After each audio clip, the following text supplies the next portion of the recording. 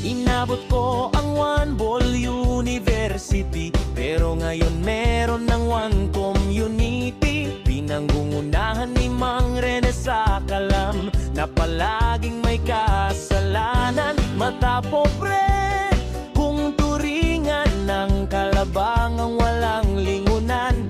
Andito na si kayo na may pragmarite sa kanyang logic. Mga kalaban ay puro talsik, talagang talsik. At yan na din si Paco na puro gandam-gandam at miyaw-miyaw.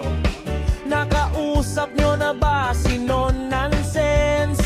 Eto kailangan nyo ng Chat GPT, kasi si Chibi kulot lang ang nakakaintindi.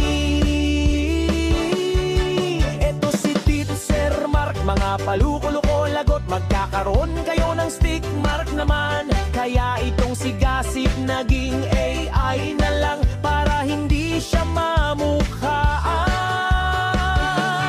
Teka, may recall pa na palag kwenta, hindi na lang kaya subukan na mag-asawa na. Naku si Marie, wag nating kalimutan, sa kamalditahan di uurong yan.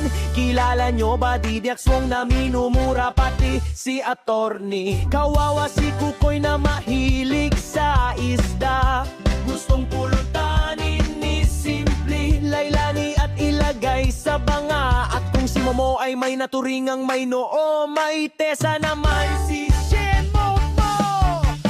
Manganyan na mahinahon palagi, sa batas palaging nagwawagi. Kabaliktaran ni Pastor na palaging nakasigaw, magigising pati mga